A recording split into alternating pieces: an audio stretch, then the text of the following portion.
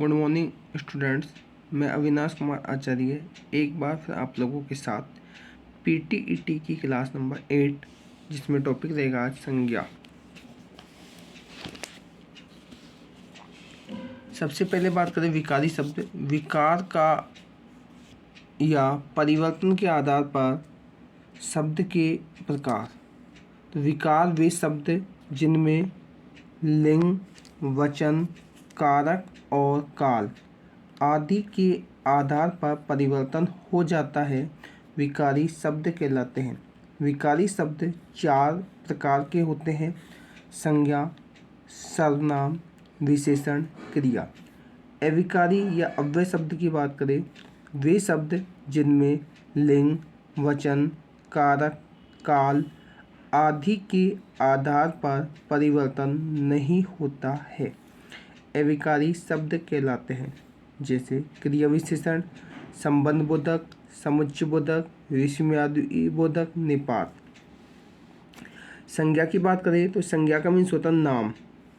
संज्ञा शब्द का अर्थ सम प्लस ज्ञा यानी सम्यक ज्ञान यानी ठीक से ज्ञान कराने वाले, अर्थात किसी व्यक्ति, वस्तु, जाति, स्थान, भाव के नाम का बोध कराने वाले शब्दों को संज्ञा कहते हैं। जैसे मेज, स्त्री, पुरुष, मिठास, नगर आदि। संज्ञा के 3 भेद है: व्यक्तिवाचक, जातिवाचक, भाववाचक। तीनों को याद रखने के लिए एक ट्रिक से याद रख सकते हो। व्यक्ति की, जाति का, भाव। इस ट्रिक के माध्यम से याद रखा जा सकता है व्यक्ति की, जाति का, भाव। अब व्यक्तिवाचक, जातिवाचक, भाववाचक संज्ञा की बात करें, इनको पहचानने का तरीका। व्यक्तिवाचक संज्ञा की बात करें जिसे अगर मान लो काउंटिंग के हिसाब से बात करें, जिसे काउंट करने पर 1 आए और जिसे काउंट करने पर 1 से अधिक आए, वो होगी हमारी जातिवाचक संज्ञा। और जिसे गिना न जा सके वो होगी हमारी भाववाचक संज्ञा। अगर हम व्यक्तिवाचक संज्ञा की बात करें दूसरे तरीके से, तो जिसमें क्या है, किसी विशेष व्यक्ति का नाम विशेष का बोध कराए। और जातिवाचक की बात करें तो ये समूह या भीड़ का बोध कराए। और भाववाचक की बात करें जिसे महसूस किया जाए, वो होगी हमारी कौन सी, भाववाचक संज्ञा। अब जातिवाचक संज्ञा के 2 भेद होते हैं, एक तो द्रव्यवाचक संज्ञा और एक होता है समूहवाचक संज्ञा। अब जातिवाचक संज्ञा और व्यक्तिवाचक संज्ञा की बात करें तो जातिवाचक संज्ञा संपूर्ण होगी और व्यक्तिवाचक संज्ञा होगी विशेष। जैसे नदी एक संपूर्ण नदियों का बोध करवाती है और गंगा अकेली नदी का बोध करती है। लड़की पूरी लड़की जाति का बोध कराएगी। आरती एक पर्टिकुलर। शहर पूरे शहर का बोध करवाएगा। जयपुर ओनली जयपुर का बोध करवाएगा। पुस्तक पूरी पुस्तकों का बोध। क्षितिज ओनली एक पुस्तक का बोध करवाएगा। जातिवाचक संज्ञा है वो हमेशा बहुवचन में होंगी और व्यक्तिवाचक संज्ञा एकवचन में होगी। व्यक्तिवाचक संज्ञा की बात करें जिस संज्ञा शब्द से किसी विशेष प्राणी, वस्तु, स्थान का बोध हो, व्यक्तिवाचक संज्ञा कहलाती है। जिसमें जैसे व्यक्तियों के नाम में कोई भी आ सकता है, जैसे राम, मोहन, सोहन, रमेश, महेश आदि। देशों के नाम में बात करें तो भारत आदि। नदियों के नाम में बात की जाए तो गंगा, यमुना आदि। शहरों के नाम की बात की जाए तो जैसे जयपुर, अलवर, भरतपुर आदि। ग्रंथों की बात की जाए तो जैसे रामायण, महाभारत आदि। पर्वतों के नाम की बात की जाए तो हिमालय पर्वत है आदि। अगर मान लो महीनों के नाम की बात की जाए तो जैसे अगर हिंदी महीनों की बात करें हम तो चैत्र, वैशाख आदि। और अंग्रेजी महीनों की बात की जाए तो जनवरी, फरवरी आदि। नक्षत्रों के नाम की बात की जाए तो राहु, केतु आदि। और त्योहारों के नाम की बात की जाए तो होली, दिवाली आदि। नोट व्यक्तिवाचक कामता प्रसाद कहते हैं कि व्यक्तिवाचक संज्ञा हमेशा निरर्थक होती है और जातिवाचक संज्ञा हमेशा सार्थक होती है। जातिवाचक संज्ञा की बात करें तो किसी व्यक्ति, वस्तु या स्थान आदि की पूरी जाति अथवा पूरे वर्ग का बोध करवाने वाली संज्ञा जातिवाचक कहलाती है। जैसे प्राणी में मनुष्य, लड़की, गाय, घोड़ा, पक्षी आदि, ये पूरे एक समुदाय का बोध करवाते हैं। वस्तु की बात की जाए तो कलम, घड़ी, कुर्सी आदि। पद की बात किया शिक्षक, मंत्री आदि। प्राकृतिक आपदाएं भी जातिवाचक में आएगी, जैसे वर्षा, तूफान, बिजली, भूकंप आदि। अन्य में पहाड़, नदी, समुद्र आदि।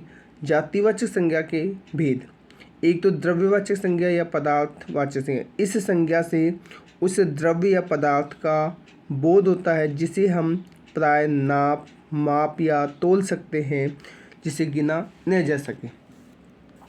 धातुओं के नाम की बात की जाए तो जिसमें चांदी, तांबा, लोहा, सोना आदि। पेय पदार्थ जैसे दूध, घी, पानी, तेल आदि।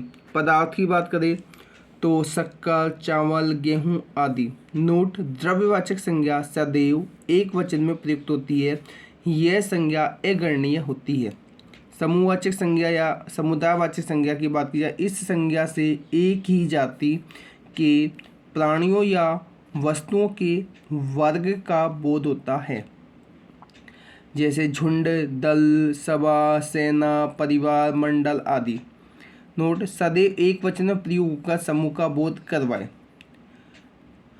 भाववाचक संज्ञा जिसे महसूस किया जाए, स्पर्श नहीं किया जाए, ये हमेशा एक वचन में होती है, या इसे स्वभाव वाली संज्ञा के नाम से भी जाना जाता है। किसी पदार्थ के गुण, दशा तथा भावों का बोध कराने वाली संज्ञा भाववाचक संज्ञा कहलाती है, जैसे क्रोध, प्रेम, गुस्सा, बुढ़ापा, बचपन, खुशी, ईमानदारी, मोटापा, जवानी आदि। अब व्यक्तिवाचक संज्ञा का जातिवाचक संज्ञा के रूप में प्रयोग, जब कोई व्यक्तिवाचक संज्ञा व्यक्ति विशेष का बोध न करवाए कर उस व्यक्ति के गुणों या दोषों से युक्त अनेक व्यक्तियों का बोध करवाती है तो वह व्यक्ति जातिवाचक संज्ञा बन जाती है। जैसे रमेश तो बिल्कुल हरिश्चंद्र है। अगर यहाँ हरिश्चंद्र कोई नाम होता तो यहाँ व्यक्तिवाचक संज्ञा होती है, लेकिन यहाँ हरिश्चंद्र गुणों को बता रहा है, इसलिए यहाँ कौन सी जातिवाचक संज्ञा होगी। इस देश में जयचंदों की कमी नहीं है। अगर जयचंद किसी का नाम होता तो व्यक्तिवाचक होती, लेकिन यहाँ जयचंदों का मतलब है गद्दारों की कोई कमी नहीं है। यह एक दूसरे को उपमा दी जाए तो जातिवाचक संज्ञा होती है, जैसे आप कलयुग के भीम हैं।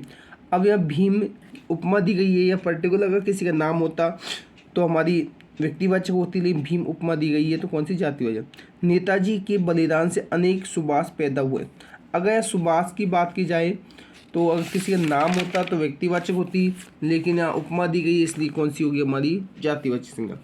जातिवाचक संज्ञा का व्यक्तिवाचक के रूप में प्रयोग, जब कोई जातिवाचक संज्ञा पूर्ण जाति का बोध न करवाकर व्यक्ति विशेष का बोध करवाए तो वह व्यक्तिवाचक संज्ञा बन जाती है। जैसे गांधी जी ने देश को आज़ाद करवाया। अब यहाँ गांधी जी ने देश को आज़ाद करवाया, अगर मान लो पर्टिकुलर या महात्मा गांधी होता तो हमारा कौन सा होता, व्यक्तिवाचक संज्ञा होती। लेकिन गांधी जी ने देश को आज़ाद करवाया। अब यह गांधी जी, अब ये लग तो यानी गांधी जी गांधी एक जाति हो गई, लग तो यहाँ जातिवाचक रहा है, लेकिन यह गांधी जी है जो किसके लिए आया, महात्मा गांधी के लिए, यहाँ व्यक्तिवाचक संज्ञा होगी।